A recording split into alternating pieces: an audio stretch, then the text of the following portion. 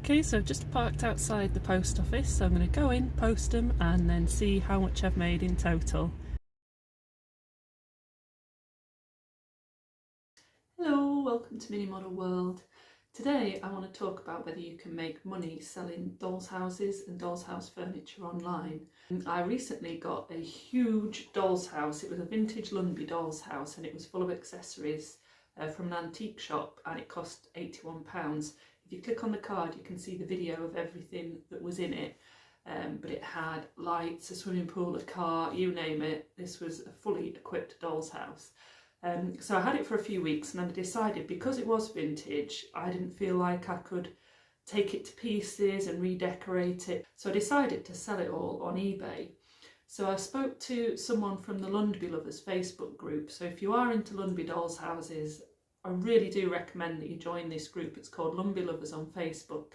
And a lady on there helped me price everything up because I wasn't really sure of what anything was worth. So in this video I want to share my experience of selling a doll's house and accessories online on eBay, and also give you guys some tips if you've got something laying around that you've had for ages and you want to see if it's worth anything on eBay. And stick around to the end of the video to find out how much I made. It's a lot more than I bought it for, and it's a lot more than I thought I'd make. So stick around to the end for the final total. So the first tip that I want to share is find out what your doll's house is worth, but find out from a couple of different sources.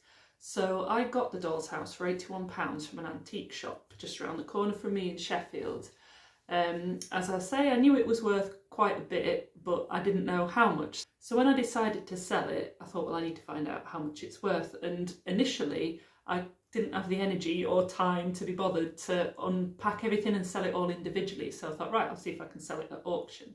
So I asked a local auction house and they estimated that it would be between £50 and £80 to sell the two pieces of house, because it's a house and a basement and all the accessories. So considering I paid £81 for it, this wouldn't have been a good idea to then try and sell it at auction with the maximum estimate of £80. So although auction wasn't right for me, if you're selling something, it is always worth getting a couple of opinions. So I knew if I sold it to an antique shop, it would be around the price that I paid for it, because that's where I bought it from. So I thought eBay is the way to go. So tip number 2 is to ask for advice from an expert on the particular doll's house that you're selling. So mine was a Lundby doll's house and I'm a member of the Facebook group Lundby Lovers. So I went on there and just did a post saying, I've got this doll's house, I want to sell it, what should I do, where should I start pricing it? So I wanted to accurately price it so I knew I wasn't starting too low. So I spoke to a member of the group who gave me some excellent advice on what it all was worth, and I wouldn't have been able to find that anywhere else. So if you do have something, particularly if it's a named brand, there's loads of Facebook groups for dolls houses and miniatures, and also some have forums as well. So tip number 3 is to sell your items individually. So initially I just wanted to sell everything together because I've sold things on eBay before and I know it can be a real faff keeping an eye on how much it's selling for and then posting it all out individually.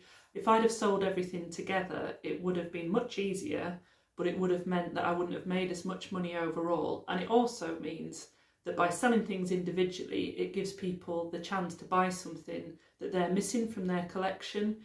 So this took a lot longer than if I sold everything together, but it was worth it. It was definitely worth separating out everything. So the things that I didn't sell individually were the kitchen units. I sold them as a group and also with some like little pots and pans and things. And also the bathroom I didn't sell separately either.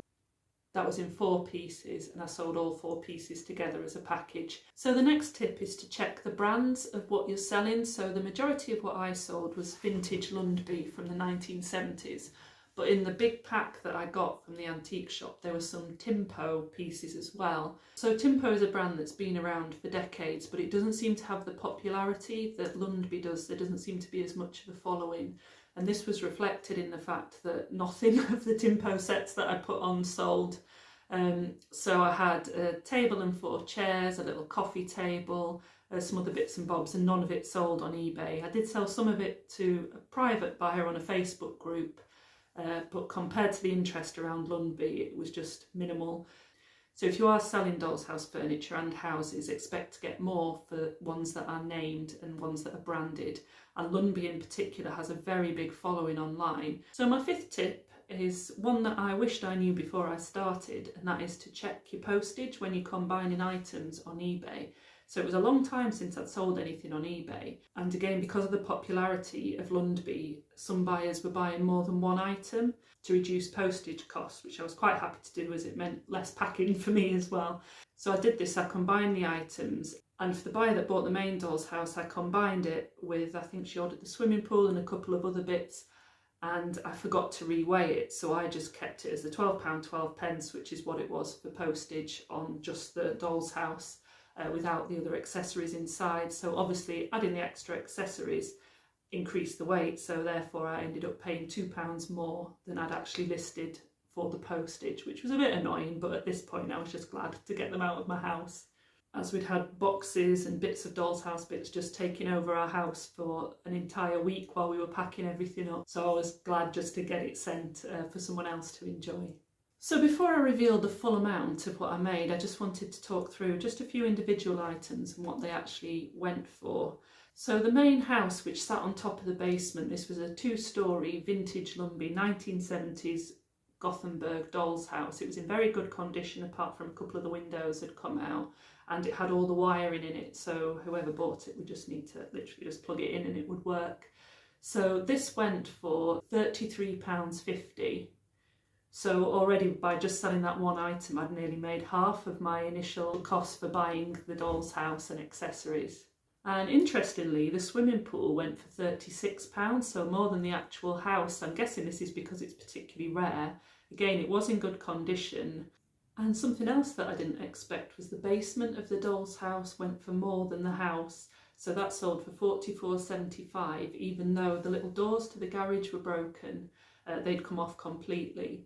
So it just goes to show that for someone like me who doesn't have a lot of experience in selling doll's houses, this is my first attempt at it. It was so interesting to see the prices people actually paid for each item. A few items didn't make much money at all, and I think this is because they're probably more common.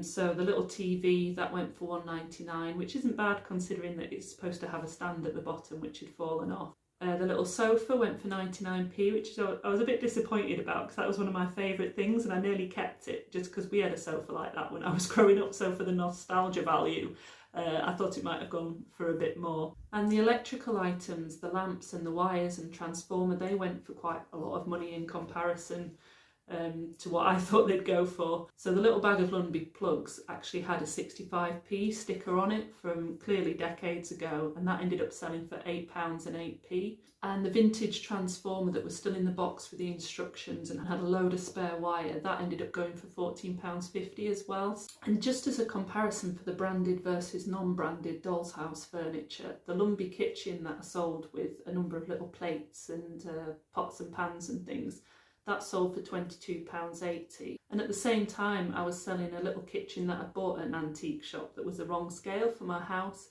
and that actually only sold for £2.96. And that was a 3-piece kitchen, but again, it wasn't branded, so it didn't go for as much. So the grand total for the amount of money I made selling these items on eBay was £336.85.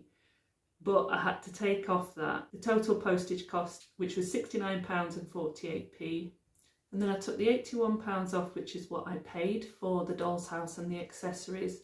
I'd also bought a set of Lundby dolls, so mum and dad and 2 kids, for £20. I sold them for just under 10.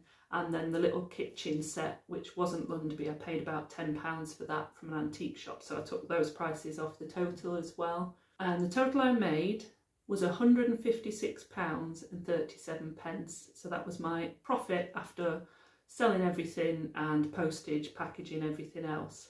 So I am really pleased with that amount of money, because when I went into this I didn't know if I'd make anything, and so I'm really pleased that I've managed to find everything a new home.